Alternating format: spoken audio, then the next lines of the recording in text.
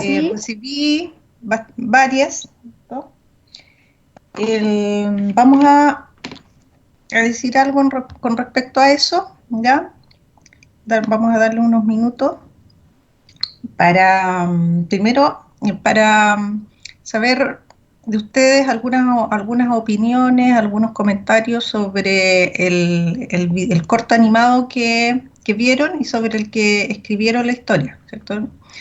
No tenía palabras, efectivamente, como yo les había dicho, entonces la idea era que ustedes tradujeran la historia, ¿no?, a palabras, ¿ya? ¿Y qué destacarían ustedes de ese corto animado en relación con la lectura, con los libros?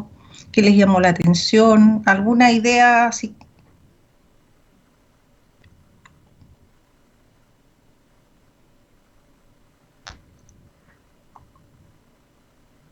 Escucho.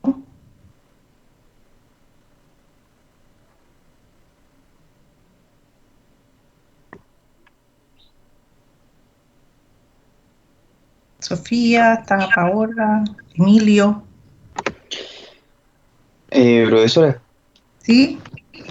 lo que por lo menos a mí me llamó la atención del corto Sí. fue, bueno, que está basado al final, busqué la historia, está basado en el huracán Katrina Ujú, bueno, el bien, del investigó. 2012 ganó el Oscar, pero también fue inspirado por el huracán Katrina que fue el 2005. Sí. Entonces, cuando al ser devastada, cuando empieza el video, todo se lleva los libros, se lleva todo. Pero Ujú, al fin y al cabo es como se empieza nuevamente a levantar este hombre y empieza nuevamente a escribir su vida. Y sí. depende de él. Y los libros al final se refugian en ellos y ellos empiezan a cuidar de este hombre. Y ya Sí. cuando es anciano termina su libro y le toca como irse a la biblioteca. Pero en ese momento llega otra niña y Ujú, como que el ciclo se vuelve a repetir. Y eso me llamó la atención. ujú. Lo mismo que Ah, vivió este joven, al final lo vive después la niña. sí, sí. Bien, ¿no es cierto? Como usted investigó ahí algo más sobre el corto. Efectivamente, ¿no? Hay una alusión y una inspiración también en ese hecho. ¿M? Entonces, también podríamos nosotros relacionar eso con situaciones difíciles, ¿no es cierto? Como la que estamos pasando nosotros ahora, ¿no? Como en situaciones así tan difíciles, podemos también refugiarnos de alguna manera en los libros, la lectura y cómo la escritura también, ¿no es cierto? Porque ahí están los dos motivos. ¿M? Está el motivo de la escritura, ¿no? Porque él está escribiendo, recuerdan al comienzo, ¿ya? Y la lectura, ¿no? El- Cuando después les va pasando libros, ¿cierto?, a las personas que van llegando ahí a la casa. ¿M? ¿Alguna otra idea, chiquilla, que quieran destacar del corto? ¿Hay alguna relación, o sea, con qué relacionan ustedes al personaje en cuanto a algún perfil, alguna profesión? ¿Con qué podríamos relacionarnos?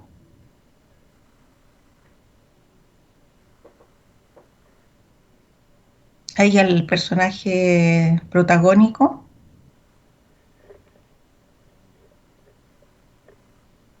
¿Con qué profesión ustedes lo pueden relacionar más estrechamente, tal vez?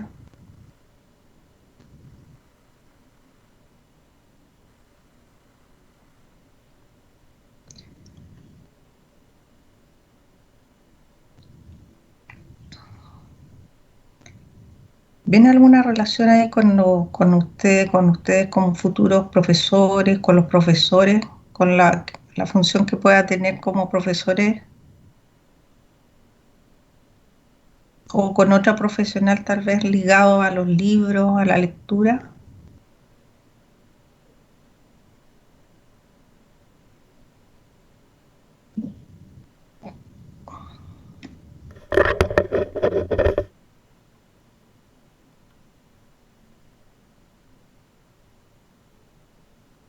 Javiera, ¿está?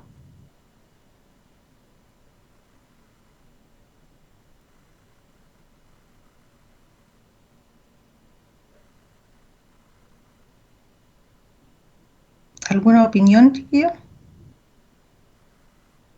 sobre eso? Profesora, ¿Sí? ¿me escucha? Bajo. ¿Me escucha? Ahí sí estoy bien. Eh, o sea, ¿Con quién? con Juanito. ¿Tu nombre? Juan, Juan. eh, Ya. respecto al vínculo, digamos, o con una profesión, como decía usted, Sí. eh, bueno, sí, con donde estamos nosotros, pues el profesor. Mm, mm, Los libros están presentes en ambos mundos y el mm, profesor diariamente, bueno, casi diariamente los tiene a su alrededor y son parte de, digamos, de su diario vivir, ¿no? Y mm, bueno, al igual que el personaje va escribiendo una historia cada día dentro del aula o va dejando una huella de su historia, de su propia vida, de lo que él aprende, sus saberes, sus conocimientos en su mm, alumno, así como sí. Mr. Morris dejaba en su propio libro, después abriendo las Sí. puertas para los que venían después, como Sí. muestra al final del cortometraje. Entonces yo viéndolo desde esa manera creo que, bueno, el profesor, al igual que Mr. Morris, va escribiendo una historia en los alumnos, en este caso, que son los Ujú. que vienen después. Los que vienen, ¿cierto?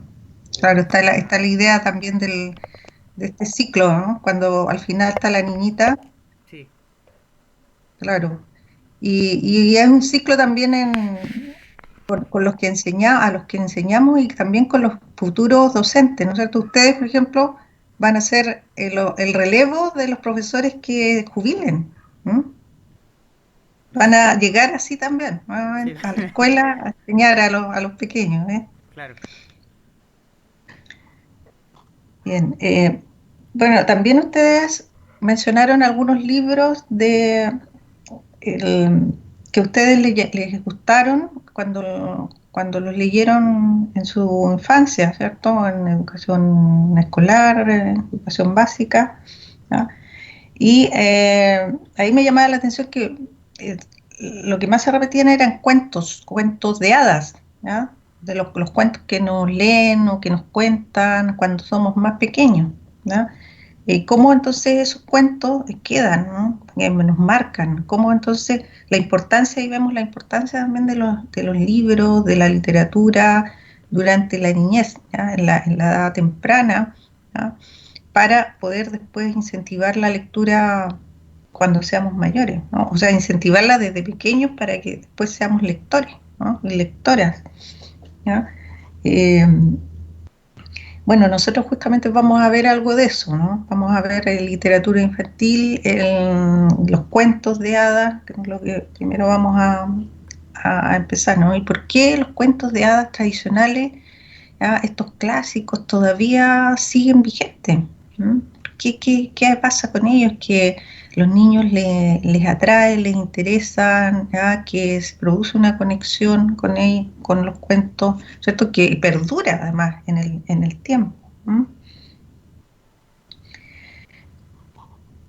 Bien, vamos vamos a ver hoy día, vamos a tratar sobre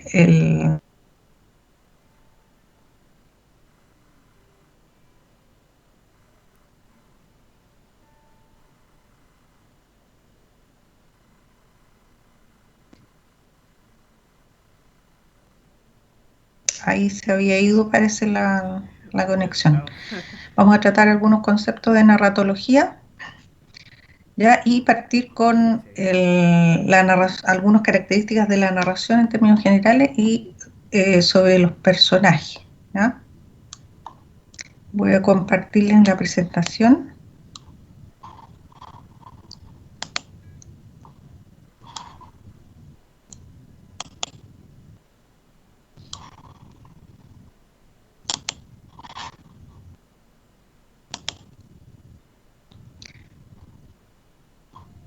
Ya. ¿La ven bien? Narración y personajes. Sí, profesora, se ve bien. Ya, perfecto. Bien, ahí ustedes ven una imagen, ¿cierto? Una ilustración de un libro que se llama Las Mil y Una Noches.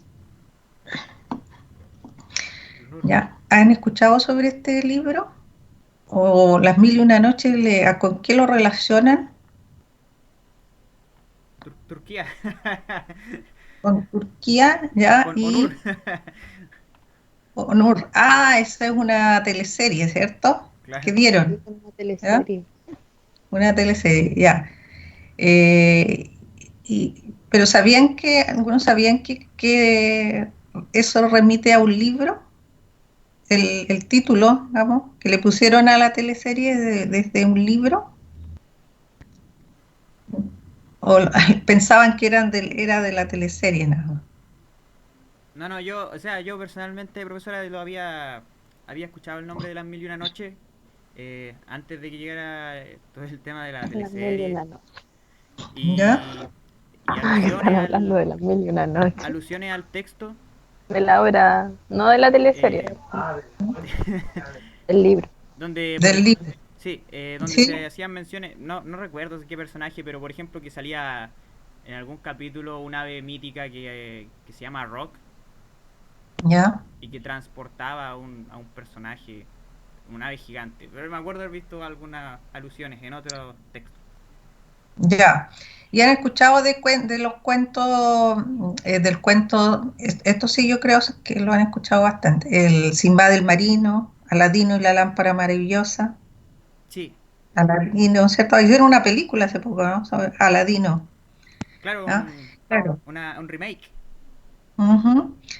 Y claro, y esa película también de Disney, el anterior, está basada en el cuento Aladino, ¿no? Estos cuentos, cuentos como Sinbad el Marino o Aladino o el Alibaba y los 40 ladrones, ¿no? Son cuentos que aparecen en este libro, que se llama Las Mil y Una Noches, ¿ya? Y es un libro muy antiguo, medieval, ¿ya? De Oriente Medio.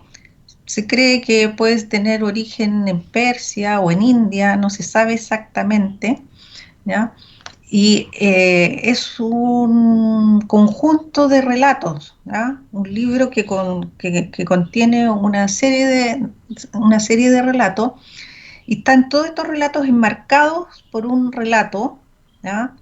Que es el relato del rey Chariar y Cherezada, Ah, ¿ya? Cherezada realmente es un personaje sobre el que me quiero referir especialmente ahora, ¿ya? Y la historia de ella con este rey Chariar, ¿no? ¿Y en qué consiste esta historia que marca todos los cuentos estos o todos los relatos que aparecen en el libro Las Mil y Una Noches, ¿ya? Es que el rey Chariar fue engañado por su esposa, le fue infiel, vamos, y él se quiere vengar de ella, la manda a matar, y de todas las mujeres, ¿ya? Del reino. Entonces él cada noche, cada día se casa con una mujer y pasa la noche con ella y al día siguiente la manda a matar, ¿ya? Resulta que el visir, que es como un personaje, un ministro, ¿no?, importante de la corte, tiene una hija, ¿ya? Y el rey le encarga al visir que busque a una mujer para casarse, pero no encuentra él en el reino y afligido le cuenta a su hija y la hija le dice, padre, yo quiero casarme con el rey. El, el padre, por supuesto, espantado porque sabía que iba a significar la muerte de su hija, ¿ya? Pero ella insiste en que quiere casarse con el rey porque ella tiene un plan, ¿ya? Para ya terminar con estas muertes, ¿no?, de las mujeres en el reino. Y junto a su hermana, entonces, planean que van a contarle un cuento, Cherezada particularmente va a contarle un cuento al rey, ¿ya?, cada noche, y lo va a dejar inconcluso, ¿ya?, hasta el día siguiente. Entonces el rey quiere saber el final, ¿ya? Y al día siguiente, entonces Cherezada le cuenta cómo termina esta historia. Pero después el rey quiere otro cuento, ¿no? y Cherezada le cuenta otro cuento que nuevamente queda inconcluso y así pasan 1001 noches. ¿Ya? Finalmente el rey se encanta con los cuentos y se encanta con Cherezada y se evitan finalmente todas estas muertes junto con la misma Cherezada. ¿Fija? Entonces, ¿por qué les traigo este relato? Que ha trascendido además en la historia, ¿no? Ya ven ustedes que se hizo una teleserie inspirada un poco en este libro, ¿ya? Y los cuentos también, ¿no? Como estos cuentos que ha tomado Disney, ¿no? Y han hecho algunas películas, en fin, ha trascendido en la historia de la literatura y de la cultura, vamos. ¿Ya? Pero a veces no es tan conocida esta historia que marca todos esos cuentos. ¿No? Y aquí hay dos motivos, ¿cierto?, importantes que quiero destacar. Uno que es la narración, ¿ya? O sea, partimos de la narración como motivo y en relación con ella hay otros dos, ¿no es cierto?, que es el placer de la narración, ¿no? Porque el rey se ve encantado, ¿no?, por la narración, quiere saber qué pasa, ¿no?, que es algo que producen las narraciones, ¿no es cierto?, que es esta expectación, este deseo de seguir la historia, ¿no?, y el motivo de la salvación, por otro lado, ¿cierto?, porque Cherezada, a través de las narraciones y de las historias, consigue finalmente su propia salvación y la salvación de las demás mujeres del reino, ¿no? Entonces, esos motivos parecen relevantes, ¿no? De una forma también, y ahí vemos que la literatura, las narraciones, la escritura, también si lo derivamos después a esa dimensión, pueden ser lugares de resistencia, ¿no?, y de salvación. Bueno, en los textos narrativos nosotros encontramos varios géneros, ¿no? No es solamente el texto narrativo, es un tipo de texto, ¿no?, pero dentro de él hay varias modalidades, ¿no? Entonces, aquí yo les puse una lista de géneros que son textos narrativos. El cuento, la novela, la parábola, el mito, la leyenda, fábula, testimonio, biografía, autobiografía, crónica, todos esos géneros, ¿cierto?, son textos narrativos. ¿Mm? Todos hay narración. Y también la narración la encontramos en otras formas, ¿no? Lo que se cuenta en interacciones sociales, ¿ya?, también contiene secuencias narrativas, ¿no? Porque encontramos que en lo coloquial nosotros contamos hechos, ¿no?, cotidianos, ¿no?, lo que nos pasa en el día, a veces, ¿no?, lo contamos cuando llegamos a casa, contamos relatos de sueños, ¿cierto? En los sueños también hay muchas veces historias, ¿no? En los viajes también, a veces contamos un viaje y todo lo que nos pasó en ese viaje, todas las peripecias a veces que vivimos. En los chistes también, ¿no? Los humoristas, se fijan, a veces los humoristas arman toda una historia, ¿cierto?, para generar risa, ¿no?, en la gente, ¿no? Entonces vemos cómo la narración atraviesa gran parte de las interacciones sociales, ¿no?, en las que participamos. En otras configuraciones semióticas también, ya más allá de los textos escritos, ¿ya?, o de los textos en que usemos el lenguaje verbal solamente, también encontramos en otras formas, como el cómic o la historieta, ¿cierto? Como vemos ahí, les puse un ejemplo de una tira de Mafalda, ¿ya? En el cine también encontramos que hay una historia, ¿cierto?, que se cuenta, ¿ya?, como aquí en la película que puse ejemplo de Buscando a Nemo, ¿cierto?, que hay además todo un viaje que el protagonista, ¿no?, emprende en busca de su hijo. En la pintura también, ¿no?, ahí yo les puse un ejemplo de un mural que está en la Universidad de Concepción, ¿no?, mi alma mater. Ahí en ese mural se cuenta una historia, ¿no? Si nosotros lo vemos ahí, ahí no está todo el mural, ¿no? Es un fragmento del mural, pero ya se aprecia parte de la historia que se cuenta, que es la historia de América, en realidad, de América, de América Latina específicamente, ¿ya? Desde los tiempos prehispánicos, ¿no es cierto?, pasando por la conquista, la colonización, ¿ya? Y el forjamiento también después de las naciones.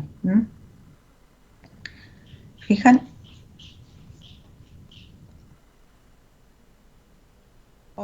Una pregunta.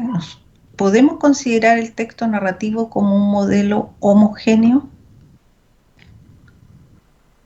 Piensen ustedes en esa pregunta.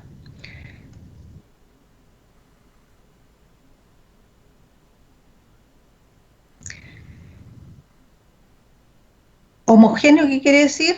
Homo, igual, ¿no? Es homogéneo, es parejo, sin diversidad, es un modelo homogéneo. Ahí les puse una cita de un texto, de un cuento, El terror de sexto B de Yolanda Reyes. Un fragmento de ese cuento. Dice: primero que todo me presento. Mis amigos me dicen el terror de sexto B. Soy especialista en sabotear clases y en hacer todo tipo de bromas pesadas. Hay quienes dicen que soy un líder negativo, pero eso es porque no me conocen. En el fondo, soy inofensivo y hasta buena gente. ¿Ah? ¿Qué está haciendo ahí este narrador en el cuento? ¿No?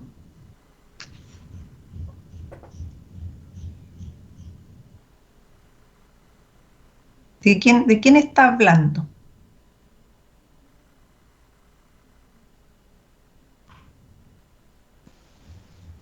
Del mismo, ¿no? Del mismo, ¿cierto? Exactamente, ¿no? Entonces, se está describiendo, ¿cierto? Está describiéndose a sí mismo, ¿eh? Una descripción de él mismo, ¿no? Soy especialista en esto, dice, hay quienes dicen que soy esto, pero es porque no me conocen, soy inofensivo, buena gente, dice, hasta buena gente, ¿ya? Está describiéndose a sí mismo. Y acá, miren, este es un cuento de Luis Pesetti, Between Between. Un fragmento también del cuento. Mamá, si alguien se porta mal, ¿es que le enseñaron eso malo o es que no aprendió algo bueno? Apoya su cabeza en el hombro de la mamá. Nati, las preguntas de rutina. ¿Se rompió algo? Le acaricia la espalda. Nada, mamá, nada, nada. ¿Qué hay aquí, en este texto? O sea, en este fragmento de texto. Un diálogo. Un diálogo, muy bien, ¿cierto? Entonces veíamos en el anterior una descripción, ¿cierto?, del personaje, que es al mismo tiempo el narrador, y acá vemos un diálogo entre personajes, ¿no? Entre la mamá y la hija, que es Natacha. Natacha es la niña. ¿Ah? Fijan, y ambos, ¿ya?, tanto el diálogo como la descripción, están dentro de un cuento, ¿ya?, que veíamos, ¿cierto? Un cuento es un texto narrativo, ¿no es cierto? Es uno de los géneros del texto narrativo. ¿Mm? ¿Fijan? Por tanto, ¿no? Si volvemos a la pregunta, ¿podemos considerar el texto narrativo como un modelo homogéneo? ¿Qué responderían ustedes?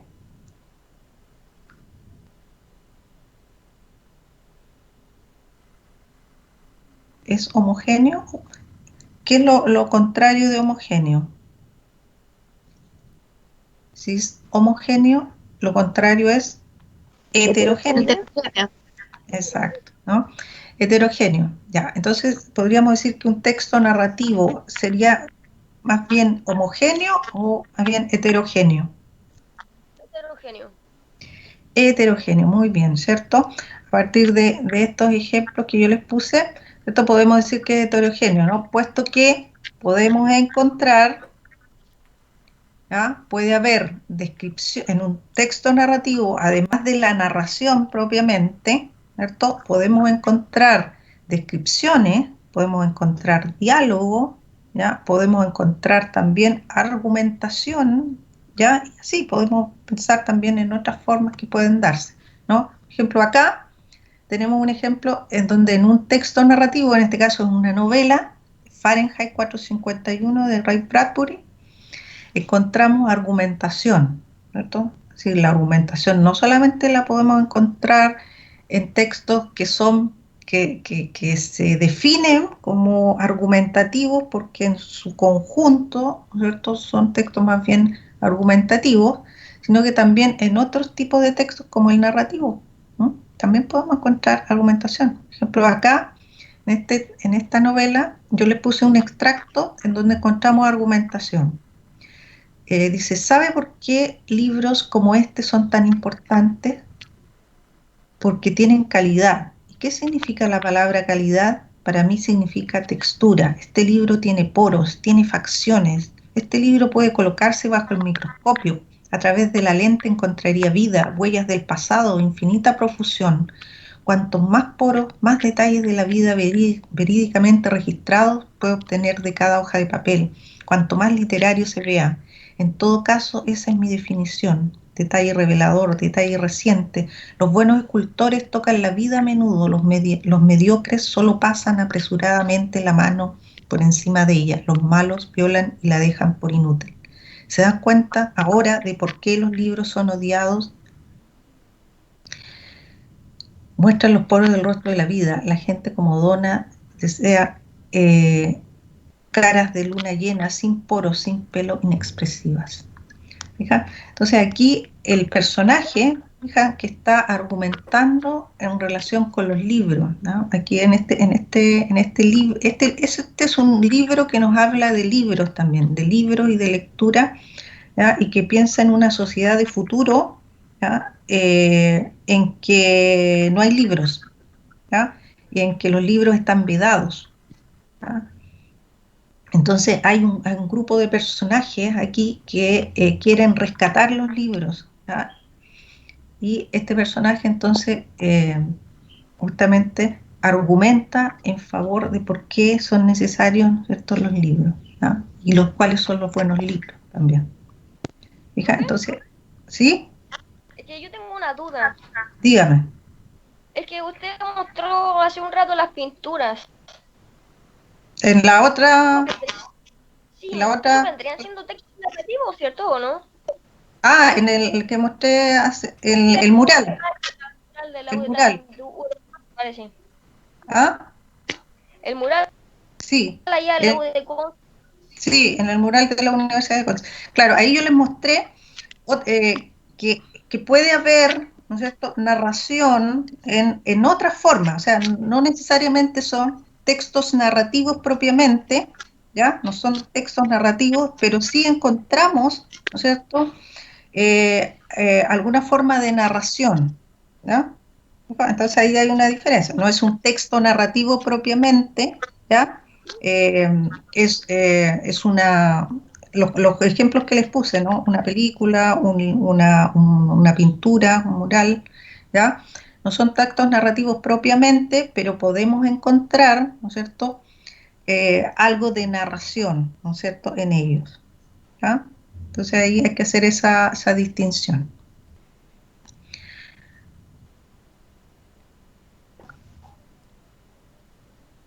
Bien, la narración entonces, es una actividad fundamental en la sociedad y ha existido desde siempre desde que el ser humano comenzó a comunicarse entre sí y especialmente cuando empezó a comunicarse con el lenguaje verbal, ¿ya? Por eso que Roland Barthes, estudioso, semiólogo, ¿cierto?, dice, el relato comienza con la misma historia de la humanidad. No hay ni ha habido en pueblo alguno sin relatos, ¿no es cierto? No ha habido ningún pueblo que no haya tenido relatos, ¿ya? Y ancestralmente, como vemos ahí en la imagen, ¿bien?, ¿ya? Las personas en la comunidad se reunían alrededor de quien narraba, ¿cierto? Quien narraba los mitos, ¿cierto? Del pueblo. Los cuentos, ¿ya? Vienen de los mitos, ¿no? Los primeros relatos que había en la comunidad, ¿no?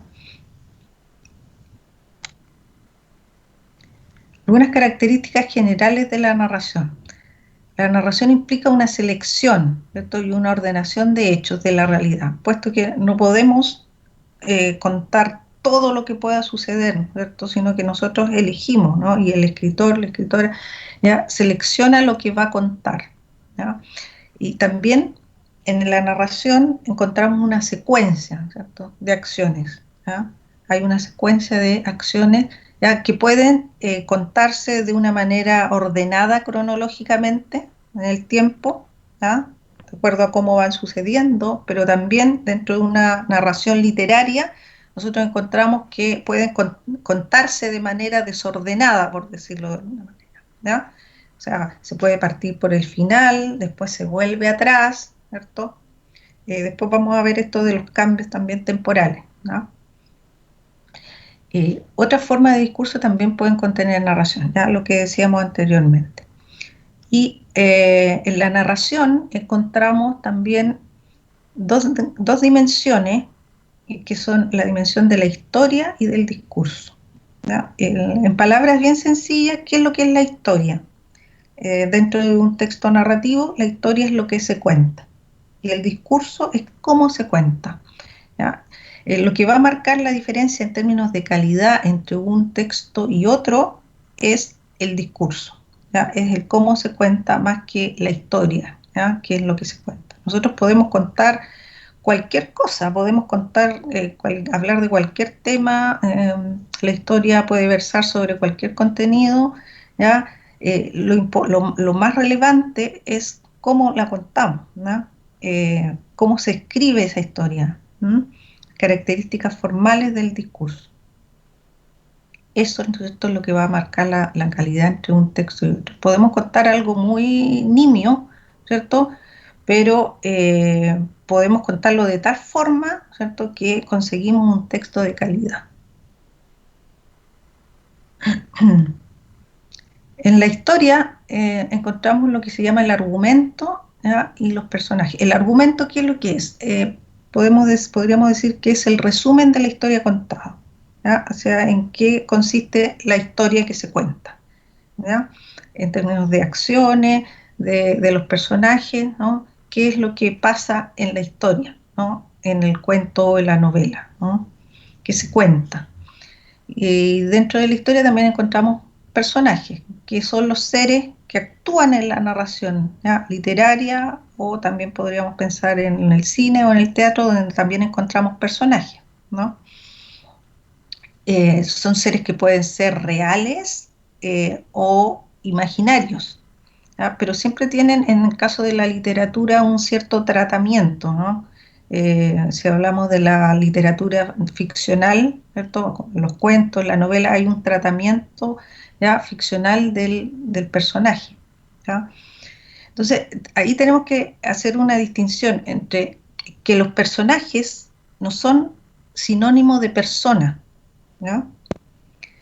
No es sinónimo de una persona real, digamos, ¿no?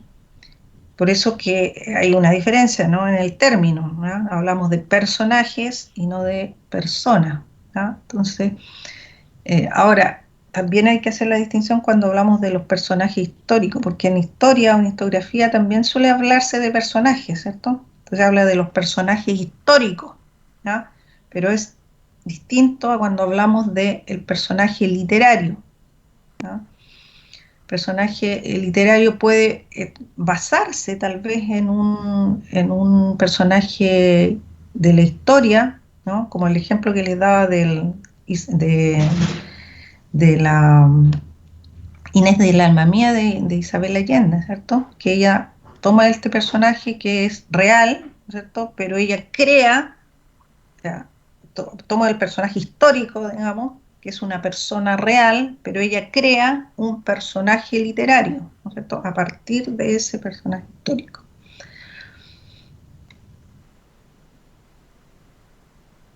¿De dónde viene el término personaje? De persona, del latín persona, que significa máscara. ¿Por qué? Porque en Roma los actores usaban máscara, ¿no? Entonces viene desde ahí, ¿no? Y anterior incluso, ¿no? De la Grecia. Los actores en el teatro utilizaban una máscara, ¿no? El personaje es fundamental dentro de la narración, ¿ya? Es el eje del desarrollo de la acción, ¿ya? Todo ocurre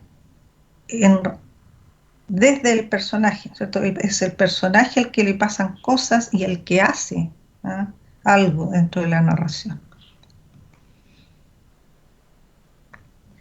Bien, los personajes dentro de la narración tienen una descripción, ¿no?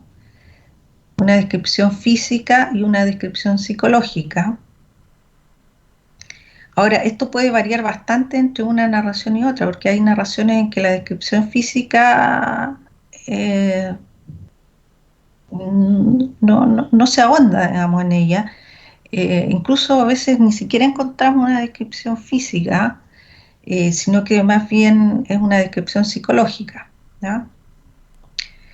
Ahora, también el lector puede inferir características en base a cómo actúan los personajes, cómo hablan, ¿ya? Cómo se relacionan con otros, cómo esos otros los perciben, ¿ya? A estos personajes, qué se dice de estos personajes, ¿ya? Entonces nosotros como lectores podemos armarnos, ¿ya? Una idea, un perfil de este personaje, ¿ya? A partir de lo que se dice explícitamente por el narrador, ¿ya? Pero también inferir, ¿no? También por lo que no se dice de ellos, no dice el narrador, pero que nosotros podemos inferir de cómo actúa, ¿no? Y cómo habla este personaje, ¿no?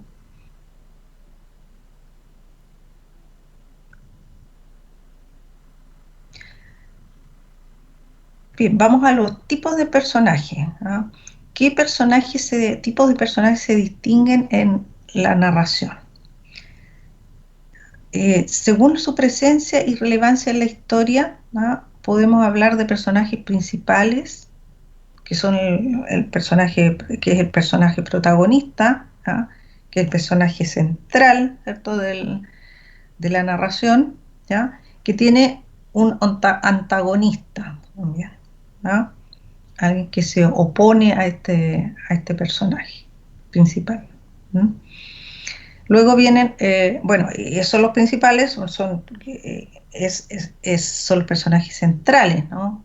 De la trama. Luego vienen los personajes secundarios, ¿no? Que acompañan el accionar del personaje principal, y lo que se llama también personajes terciarios o incidentales, ¿ah? Que aparecen en un determinado momento nada más. Todos estos personajes son importantes, ¿ah? Todos tienen su importancia, no es que uno no importe ni otro sí, ¿ya? Todos tienen su importancia y por algo el escritor o la escritora los crea, ¿no? Por algo están ahí, ¿no? Alguna función tienen, ¿cierto? Importante para la historia, ¿ya? Eh, pero claro, unos tienen mucho más presencia, ¿cierto? Y tienen papeles también distintos, ¿no? Dentro de la historia. Ahora, según su complejidad, podemos hablar de personajes redondos o personajes planos.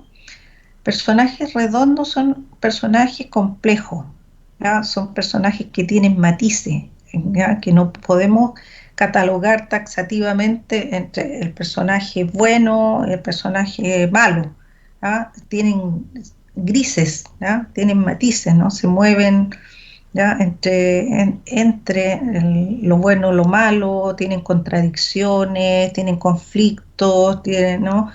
En cambio, el personaje plano es un personaje más básico, más sencillo, simple, sin estos matices. Un personaje plano los personajes planos podríamos nosotros categorizarlos como a personajes que están en el polo positivo, personajes que están en el polo negativo, ¿ja? no tienen mayores matices. Y según su evolución a lo largo de la historia, también podríamos hablar de personajes dinámicos y estáticos. El personaje dinámico es el que cambia a lo largo de la historia. El personaje estático, no, por el contrario. Ahora, ¿cómo podemos nosotros saber cómo es un personaje dinámico o estático? Si lo comparamos el personaje en el inicio de la historia con el final, ¿ya? ¿Qué pasó con este personaje? ¿Cambió? ¿Hubo una evolución del personaje? ¿Ya? Y podríamos entonces saber, ¿no?, qué pasó con él, qué características tiene. Bueno, ahí yo le puse unos ejemplos. Está Caperucita, ¿cierto?, y el lobo, personaje protagónico, antagónico. También acá Batman y el Guasón, ¿ya? Personaje protagónico, Batman, el Guasón, el antagonista, ¿no?, de la historia, ¿no? El antagonista también tiene un rol bien importante, ¿no? Se dice, sin el lobo no habría historia de Caperucita, ¿cierto? Es fundamental, ¿no?, el personaje en estas historias, ¿no es cierto?, en que encontramos, ¿no?, esta tensión, ¿cierto?, que se da entre el protagonista y el antagonista, ¿no? Sin villano no hay héroe. Personajes tipo, ¿no? También se habla de los personajes tipo. ¿Cuáles son los personajes tipo? Son personajes que reúnen un conjunto de rasgos físicos, dice, psicológicos y morales prefijados, fácilmente reconocibles en la literatura, con características constantes, ¿ya? O sea, nosotros reconocemos, ya, asociamos, ¿ya?, estos personajes que son tipos con determinadas características, ¿no? Personajes de cuentos de hadas, por ejemplo, suelen ser personajes tipos, ¿no?, como la princesa, la bruja, el príncipe, un personaje del verosímil maravilloso, el genio. El pícaro también, ya hay en otro ámbito. El pícaro es también un personaje de este tipo, y ahí yo les puse un ejemplo del pícaro, que es Pedro Urdemales, ¿no? ¿Han leído algún cuento de Pedro Urdemales, o también Urdemala se le llama?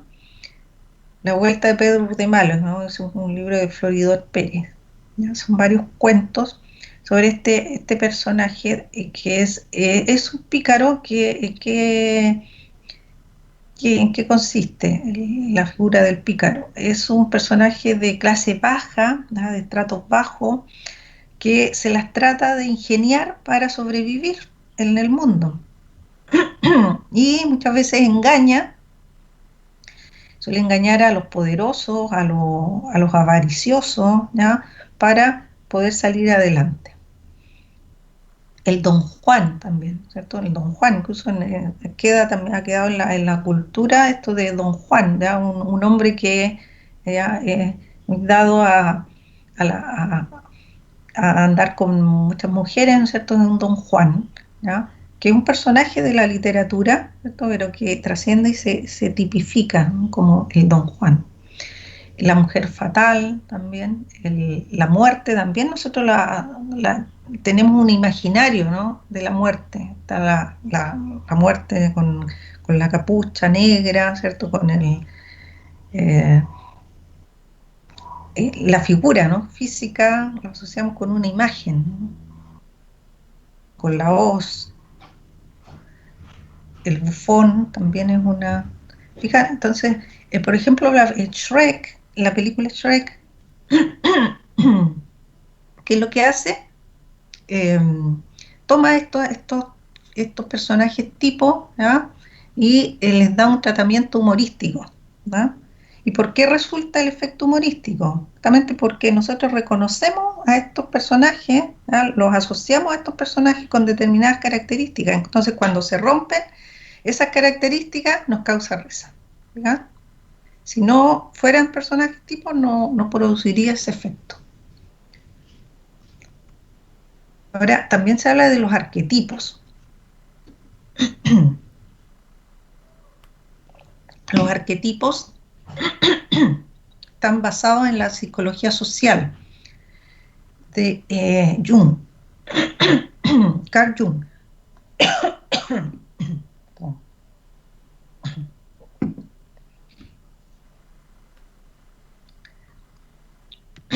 Basado en la psicología social en las motivaciones humanas básicas, universales, presentes en el inconsciente colectivo, ¿no? Yo le puse ahí en 3 niveles, ¿no? En inocente, huérfano, bienhechor, explorador, amante, destructor, creador, gobernante, mago, sabio, loco. En ese link que yo les puse, ustedes pueden acceder ahí, encontrar más detalles de estos arquetipos, ¿ya? Con las definiciones de cada uno y cómo están asociados a lo que se llama el viaje del héroe, ¿ya? Un mismo personaje, que es el héroe, el protagonista de una historia, puede pasar por distintas fases, podríamos decir, y distintos arquetipos, ¿no? Por ejemplo, puede partir como el inocente al inicio de la historia, ¿ya? Pasar luego en el desarrollo de la historia a ser un explorador, ¿ya? Y finalmente, al final de la historia, puede ser un gobernante, o puede ser un sabio, o bien puede ser un loco, ¿fija? Entonces, puede haber todo un trayecto, ¿no? Que es lo que se llama el viaje del héroe, en que va cambiando también el personaje, ¿no? Bien, entonces, los arquetipos para Jung son estos caracteres, podríamos decir, que funcionan de manera inconsciente, ¿no? Por eso se habla del inconsciente colectivo, porque el inconsciente colectivo tiene que ver con lo que no es consciente, justamente por eso es inconsciente, lo que nosotros no reparamos conscientemente, ¿ya? Pero lo llevamos dentro, ¿ya? Y es parte de todos, independientemente del momento histórico, del lugar geográfico, ¿ya? Por eso es universal, ¿ya? Es un concepto universal.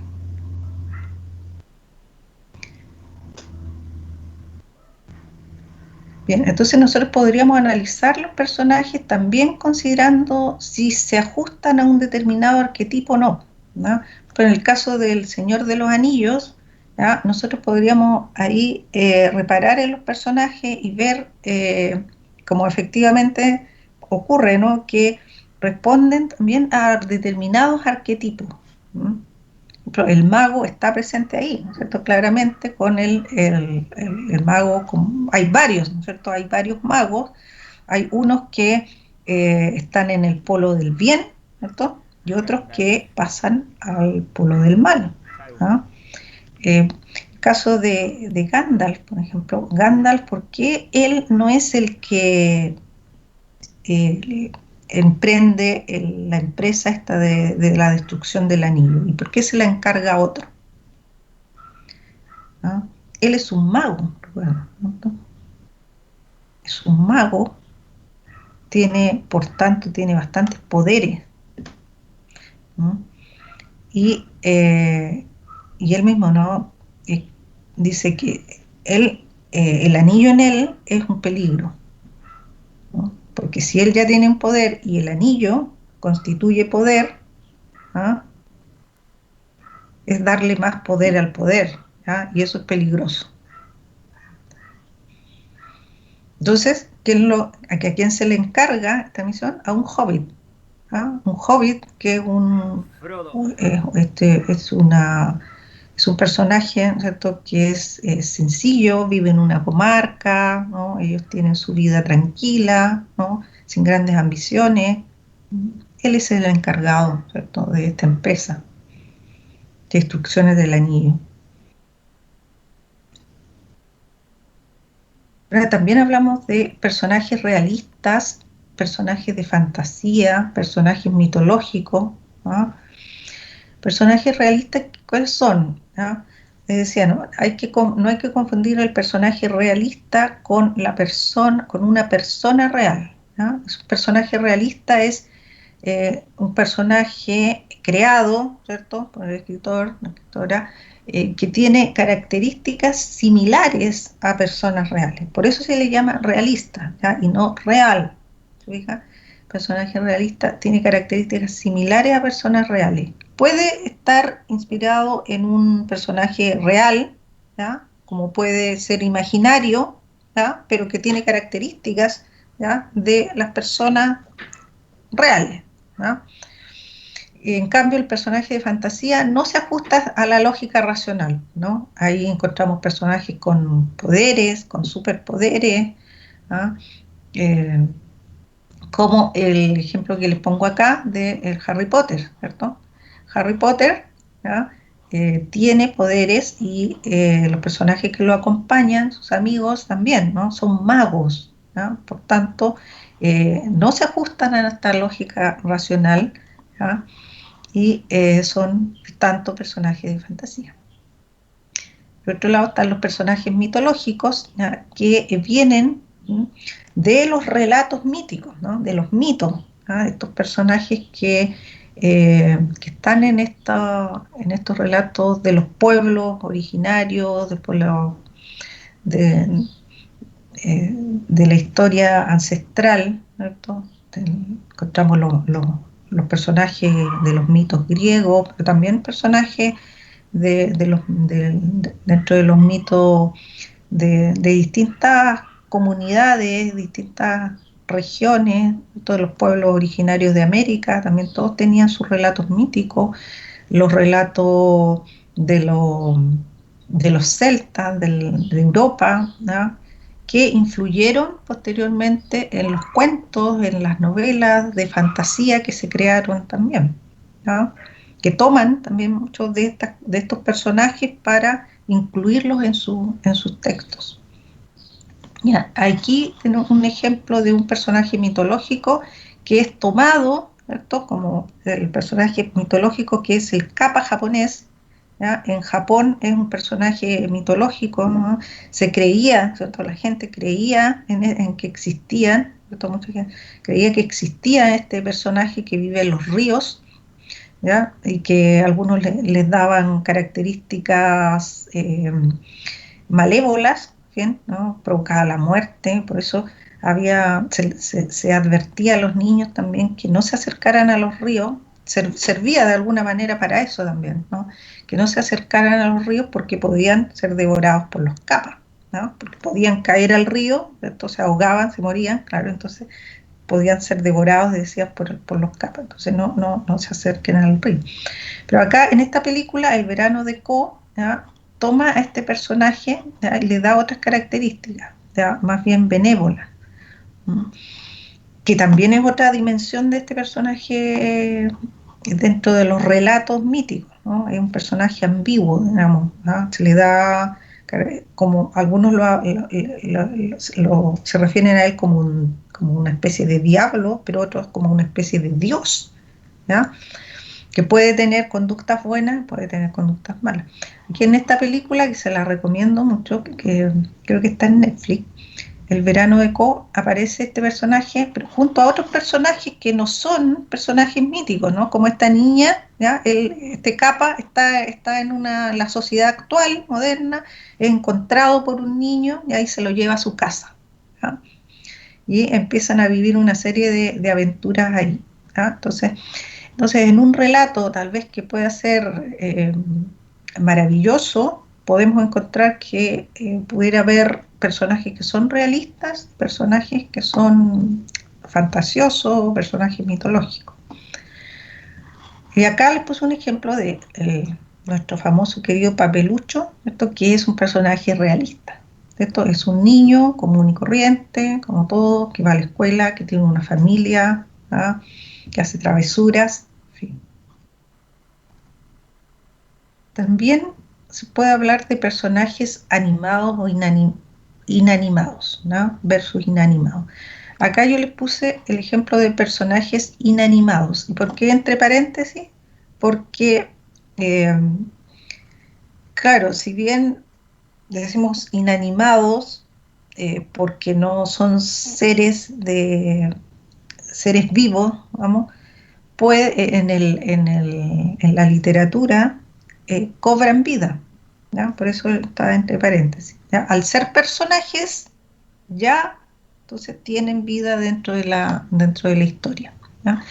Un ejemplo es el soldadito de plomo, que es un juguete, ¿cierto? Es como lo que ocurre también con Toy Story, ¿ya? Con todos los juguetes que aparecen ahí como personajes.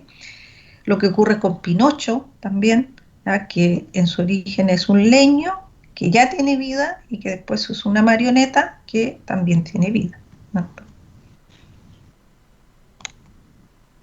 Bien, y hay un teórico que se llama Gray Mass, que propone este esquema actancial para analizar relatos, ¿ya? Los roles actanciales.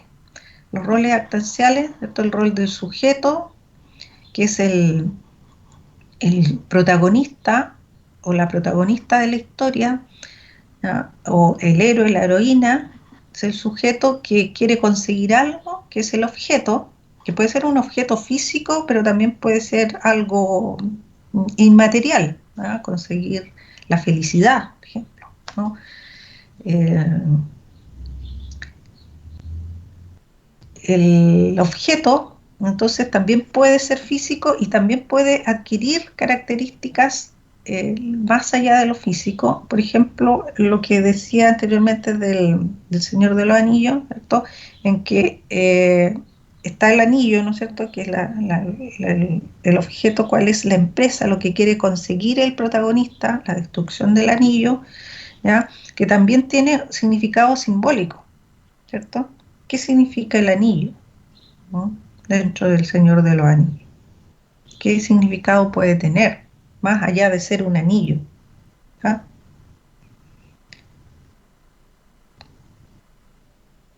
Puede tener relación con el poder, ¿cierto? Pudiera ser, Sí. ¿ah? El anillo como símbolo de poder, ¿ah? Y de ahí lo peligroso del anillo y el deseo de tenerlo también, ¿te fijas? Que hay varios, todos quieren tener el anillo, ¿no? Tener el poder. El iniciador, que es el que inicia al héroe o le encarga al héroe o hace algo para que el héroe, ¿ya? Salga de su lugar inicial y emprenda alguna empresa, alguna aventura, le pasen cosas. Por ejemplo, en Caperucita Roja, la iniciadora es la mamá, ¿cierto? Porque la mamá es la que manda a Caperucita donde la abuelita, ¿ah? Con la canastita, ¿no? Entonces, ella es la que mandata, la que inicia la acción del héroe, de la heroína, de la protagonista acá, ¿no? ¿Quién es el destinatario? El destinatario es quien recibe el beneficio de el logro del protagonista, ¿ya? En este caso, ¿quién es el destinatario? Va a ser la abuelita, ¿cierto? En Caperucita Roja. Puede ser el mismo sujeto, también puede ser una comunidad, ¿ya? Depende de la historia.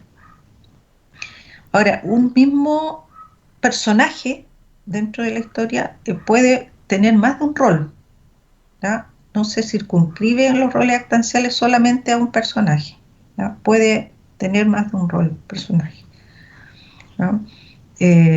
Por ejemplo, el mismo protagonista pudiera ser el iniciador, puede que no haya otra persona del iniciador, sino que lo que inicie nazca de la propia voluntad del sujeto.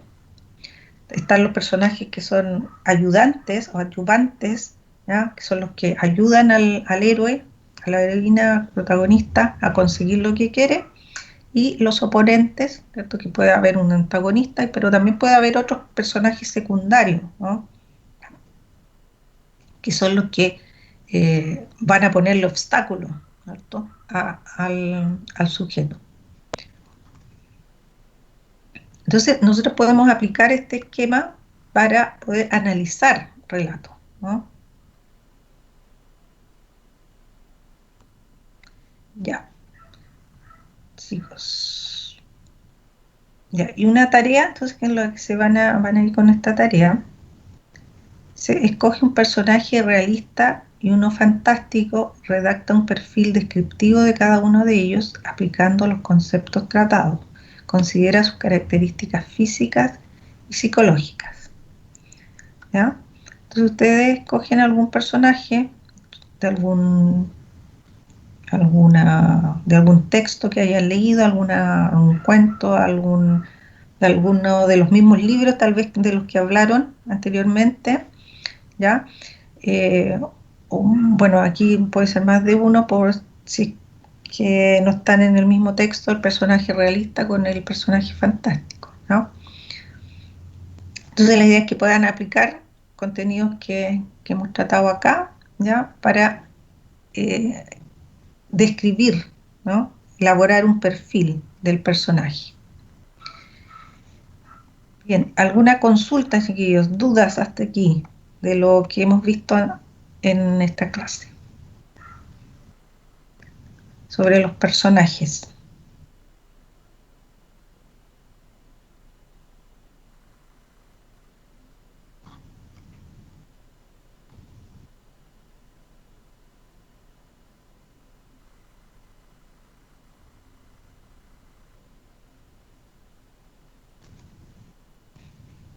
Chiquillos, ¿algún comentario, pregunta?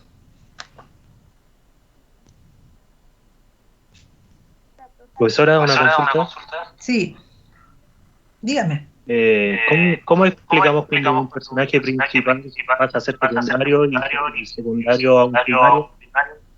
Un ejemplo claro, por ejemplo, en Piratas del Caribe, en todos los tomos,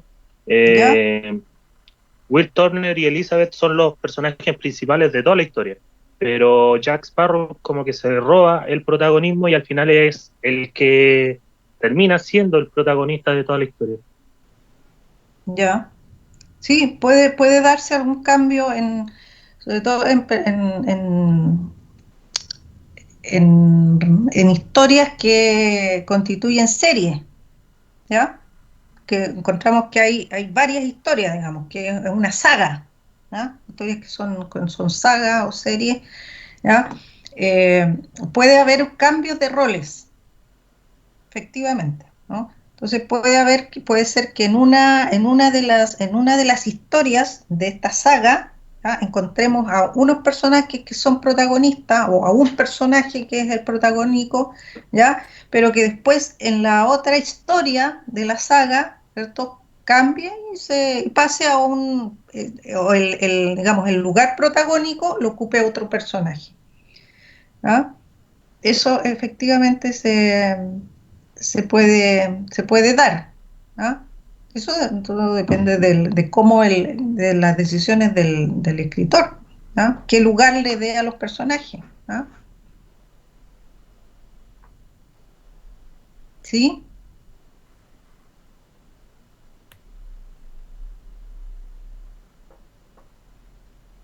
¿Con quién hablaba? Sí, profesora, me quedó claro, con José Morales. Ya, José. ¿Te fijas? Claro, puede haber ese cambio. No es, puede darse, digamos, ¿no? Él pasa con la libertad que tiene, la libertad creativa de la literatura, ¿cierto? De la libertad que tiene el escritor, la escritora, ¿no? ¿Alguna otra consulta?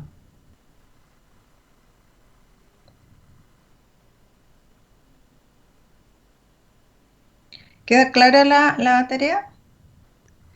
Ya, la tarea, chicos, chicas, la pueden subir a la plataforma, ¿ya? O sea, de ahora en adelante tratemos de usar la plataforma, ¿ya? Como medio, porque el correo se colapsa mucho, ¿no? Llegan muchos correos y hay que estar sacando texto, entonces es bien demoroso todo, ¿ya? Y a veces eh, se pueden traspapelar algunos mensajes, ¿no? Entre tanto mensaje que llega. Entonces yo les voy a poner en tareas en la plataforma, en un CM virtual donde ya le he puesto material, ¿ya? También va a estar esta presentación, ¿ya? Ahí en trabajo y tarea ustedes pueden poner las tareas Profe, que vayan dando. ¿Sí? A mí me quedó una duda con el personaje realista. ¿Sí? ¿Ya? Por ejemplo, las Dígame. princesas podrían ser personajes realistas, cosas así. La O princesa. sí, Depende. Si es una princesa, que no ¿no es tiene cierto? poder en... Claro, ¿no es cierto? Que no tiene ninguna característica sobrenatural, ¿ah? Ah, ya. Es un personaje realista, ¿no es cierto? Por eso yo le decía que en un texto que tal vez, en un texto pueda ser un cuento de hada un texto maravilloso, que consideramos dentro del verosímil maravilloso, pudiera haber personajes que sean, algunos personajes que tengan características realistas, ¿ya? Y otros personajes que puedan tener características de personaje ya de fantasía, ¿ya? Aun cuando en su conjunto el texto podríamos categorizarlo dentro de un cuento de hada o dentro del verosímil maravilloso, ¿ya? Como también le ponía en el ejemplo, ¿ya? Entonces se puede dar eso, ¿ya? La tarea puede ser de algún personaje de película que le preguntaron en el chat. Ya, es que aquí no estoy viendo, a ver, voy a salirme de acá para ver el chat.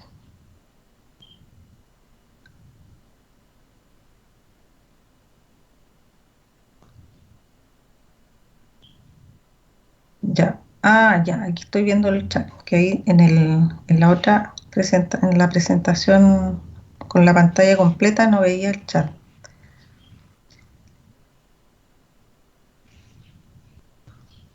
Ya, aquí, perdón, ¿qué me habías preguntado? Si los personajes de la tarea podían ser de película. Ya, de película. Sí, sí puede ser de película, ¿ya? Ah, ya. Gracias. Ya.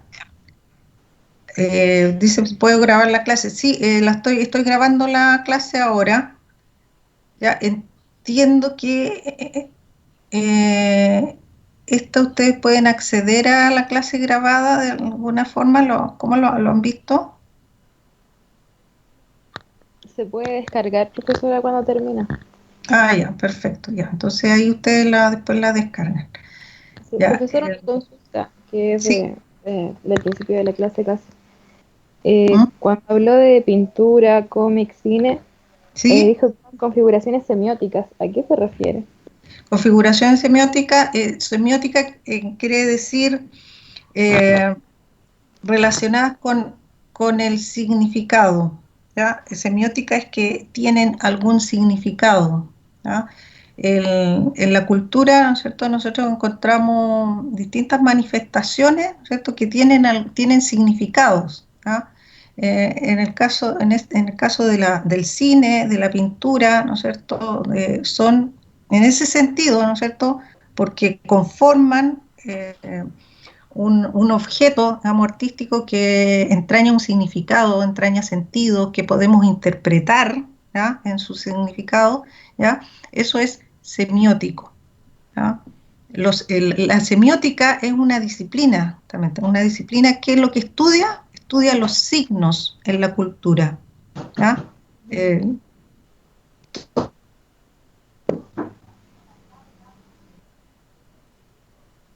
¿Ya? Y las manifestaciones artísticas, entonces, también son configuraciones semióticas, en tanto conforman objetos que significan algo. ¿Ya? En ese sentido entonces es semiótico. Por eso la semiótica va más allá del lenguaje verbal. ¿Ya? El lenguaje verbal. No sé si en las otras artes se usan otros lenguajes, ¿no? Como veíamos en la clase pasada. ¿Ya? Y esos lenguajes también significan. ¿Fija? Entonces es más amplia la semiótica, ¿no? que la lingüística, ¿no es cierto? La semiótica estudia los signos, todo lo que pueda constituirse en signo, ¿ya? O sea, en algo que signifique. que construya sentido, ¿no?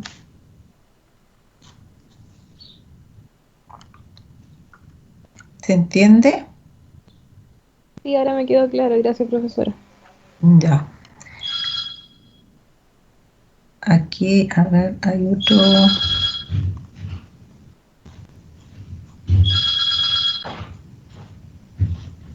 Ya, ¿alguna otra consulta?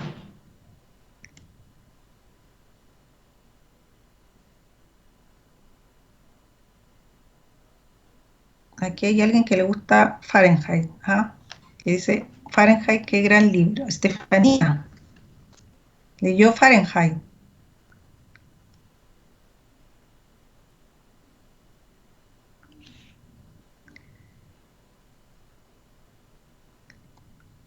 Ya, ¿alguna otra consulta, duda, pregunta? Bien.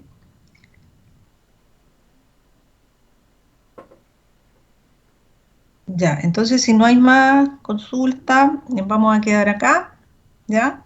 Se van con la tareita, ¿ya? Y que estén muy bien. Cuídense.